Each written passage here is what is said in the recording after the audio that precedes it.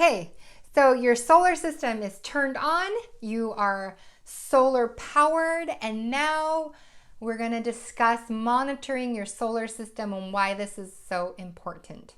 After you get interconnection or PTO, you're going to want to download either the SolarEdge app or the Enphase app and or the Tesla app. If you got a Tesla Powerwall, they have a separate app to monitor the battery, like where things are at with battery power and stuff. But you're going to download these apps, you're going to scan the QR code, or you're going to log in, and the installer is going to give you all that information, or at least communicate that with the SolarEdge, Enphase, Tesla, of what's required, and you're going to be able to monitor your solar production. Very, very exciting, very necessary to do. Depending on when you're going solar and when you get PTO, you'll see in the wintertime, you're not going to be producing nearly as much as you will in the summertime. That's, should be obvious. But for us, we went solar and we got PTO in April. And in April is kind of when like production is starting to pick up.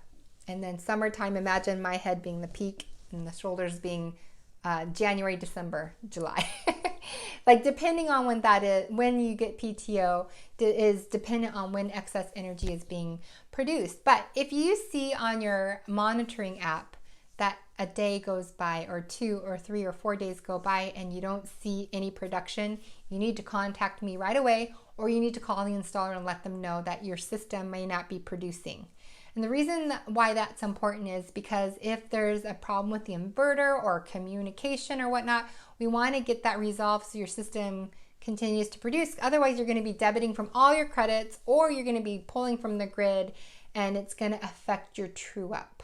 So monitor your solar system, make sure it's producing the energy. If you have any questions of how to set that up, I'm happy to come to your home and help you do that. If we live too far away, we can hop on a Zoom and you can show me.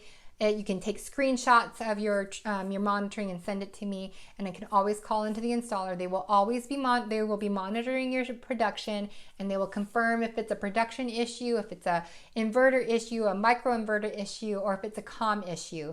And regardless, they will get that resolved and get your system back up and running. And if you have a production guarantee, it's incentivizing to the installer to make sure they get out there and fix it, because they're on the line for making sure your system is producing as it should.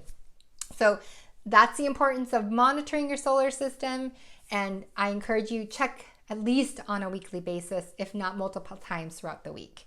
If it's a cloudy day, you're going to see a drop in production. If you live in an area where there's wildfires and there's ash in the sky, you're going to see a drop in production. If you plant a tree and it grows a lot and it's putting shading on your solar system and it was never there to begin with, it's going to affect your production.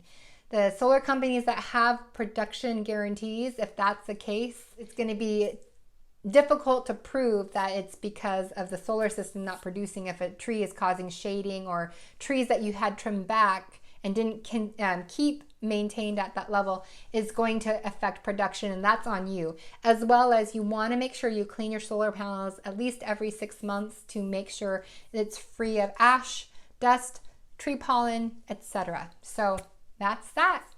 Monitor your system.